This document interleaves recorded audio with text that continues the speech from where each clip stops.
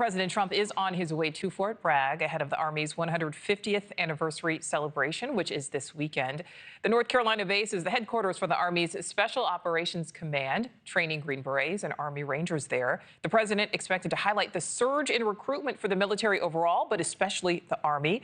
He'll also watch some training and demonstrations by troops and meet with military families. His visit comes as he does deploy, as Nancy just told us, another 2,000 National Guard troops plus hundreds of Marines to L.A. to deal with the unrest there.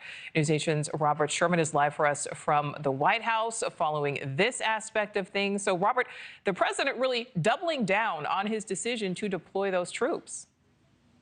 Yeah, doubling down, not backing away from this move here, justifying it and believing that if he didn't take action on this, that he believes the situation in California would be worse. And the president was asked point blank just moments ago if he would consider invoking the Insurrection Act, and did not necessarily close the door on that, saying that he'll continue to monitor this situation. And if he does believe that there is an insurrection, well, then he would consider invoking that act.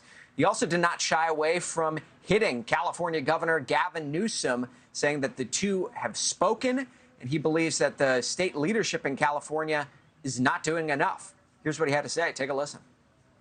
Called him up to tell him, got to do a better job. He's doing a bad job, causing a lot of death and a lot of potential death. If we didn't send out the National Guard, and last time we gave him a little additional help, you would have, Los Angeles would be burning right now. Los Angeles would be not a lot different than what you saw take place in California and Los Angeles just a little while ago. And, you know, you got to remember, we have the Olympics coming. And we don't want people looking at Los Angeles like it would have been. It would have been bad. Last night, they had total control. If we didn't have the military in there, the National Guard, and then we also sent in some Marines, we had some bad people. In terms of what the federal government has deployed to this point, about 700 Marines coming from 29 Palms, California, as well as over 2,000 members of the National Guard. The president was asked how long these deployments could last, how long you would see National Guard boots on the ground in Los Angeles, and he said, as long as it takes, as long as there's still unrest, the National Guard will stay, but they'll be pulled out as soon as he believes that the situation is under control there. Nichole.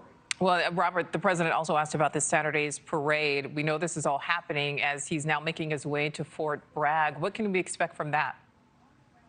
The president said no matter what's going on in California, that the United States intends to celebrate the Army and the military this weekend. He's heading to Fort Bragg now in order to witness and see firsthand some training exercises. We'll be going there with Defense Secretary Pete Hegseth.